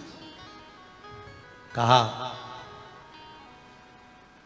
रुक्मणी जी ने मन की बात कही, शंकर मिल गए, भगवान कृष्ण मिल गए। देवराज वंचित रह गया गुरु से मिलने से। शिव महापुराण में चित्त नहीं लगा, मन नहीं लगा, आया कहीं बैठा बेलपत्री के वृक्ष की छांव में प्राणों को त्याग दिया, देवलोक को, शंकर के धाम को चला गया। केवल बेलपत्री के वृक्ष की छाया भी व्यक्ति को जीवन का सुख प्रदान कर देती। कई बार एक बार संशय आता है, हम कई बार बोलते हैं कि बेलपत्री के पेड़ के नीचे दिया लगाओ, बोलते हैं कि नहीं बोलते? पर घर के लोग इतने चतुर हैं कि बेलपत्री का पौधा घर में रख लिया, उसी के नीचे दिया लगाते हैं। शिव महापुराण की कथा कहती है कि बेलपत्री के पेड़ के नीचे दिया लगाओ।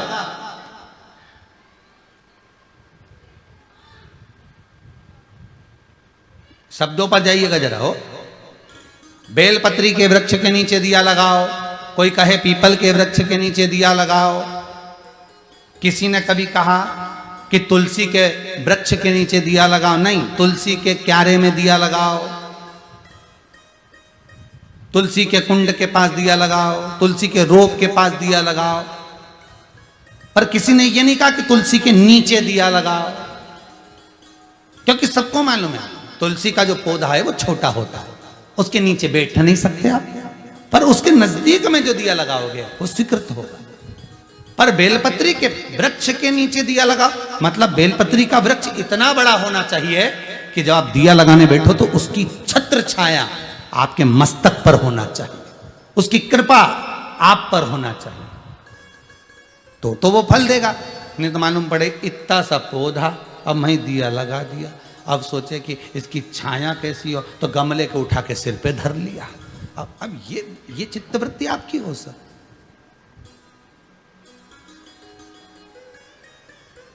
पर कोई अनुष्ठान यदि आप कर रहे हो, आपको यहाँ से व्यासपीठ से कहा गया है कि बेलपत्री के वृक्ष के नीचे दिया लगाना है, पीपल के वृक्ष के नीचे दिया लगाना है, या बड़ के नीचे दिया लगाना है, तो उसका नीचे मतलब उसकी छत्र छाया आप पर होना चाहिए, तब फल मिलेगा।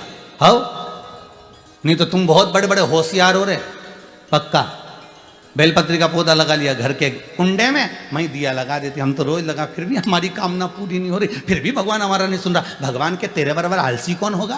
पहले पौधा बड़ा कर, उसकी छत्र छाया में बैठ, और नहीं है तो कहीं दूसरी जगह पौधा लगा उसके नीचे बैठ, वृक्ष के नीचे, उसकी छांव हमारे ऊपर पड़ना चाहिए, उसकी छांव पड़ना।